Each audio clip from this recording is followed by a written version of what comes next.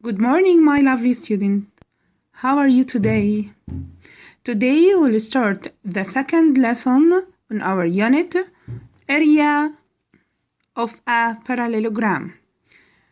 Let's see first, what is the parallelogram? The parallelogram is a quadrilateral in which each two opposite sides are equal in length and parallel.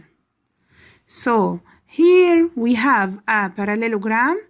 Each two opposite sides are equal in length and parallel. So these two sides equal in length and parallel, and also these two sides also equal in length and parallel. Number 2, each side of the parallelogram could be considered as a base of it. So we can consider this base or this side as a base, or this side as a base, or this side as a base. Remark number 3.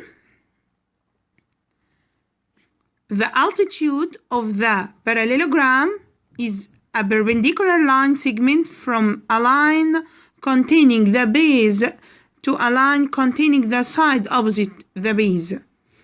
So here, as we know, the altitude means height. So here, our altitude is a line segment that meet my corresponding base to form 90-degree or right angle. So here, from one vertex, we can draw two altitude or two heights to this corresponding base or to this corresponding base. As we see here we have parallelogram A, B, C, D is a parallelogram. We found that DF perpendicular to PC. So here we consider that DF is our height and BC is our base.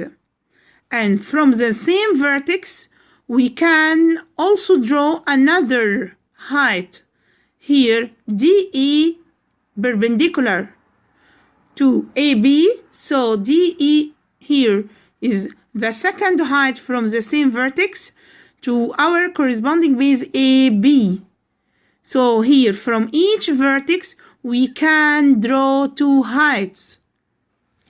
As we see here, if we choose this vertex, point C, we can draw two heights, C, Z to the corresponding base AB, or CX to the corresponding base AD.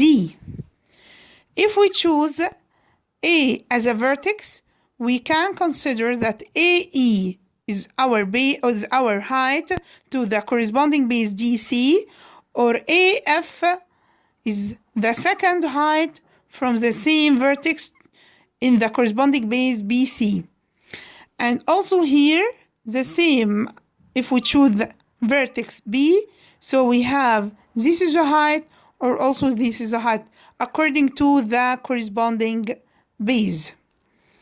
And also here, if we choose D as a vertex, we can consider DF as a height to the corresponding base AB, or DE as a height to the corresponding base BC.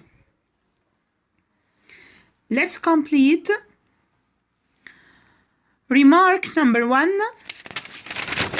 The greater height is corresponding to the smaller base, and the smaller height is corresponding to the greater base. As we see here, if we choose this a vertex, so this is our height and also this is our height. According to the base, for example, if we know that this base is 10 centimeter, so sure the opposite base will be 10 centimeter. if this base 7 centimeter, so sure this base will be 7 centimeter. So if the vertex, if we draw from this vertex a height to the big base, the height will be small. So big base with a small height. And if we draw a big height, so the corresponding base will be small. So small base with big height. Again, big base with small height, small base with big height. Big base with small height, small base with big height. Remark number 2. Here on this parallelogram, we can draw a lot of vertices. Here, this vertex inside our parallelogram, or this vertex inside our parallelogram, or we can draw it outside our parallelogram to the corresponding base BC. So we can draw a lot of heights to the same corresponding base according to our vertex. Our area of the parallelogram equal base multiply height. Base multiply height. So if we want to get or to calculate the area, so base multiply height. But if we want to calculate the base, so what? Area divided height. Area divided height. And if we want to calculate the height, so area divided base. Area divided base.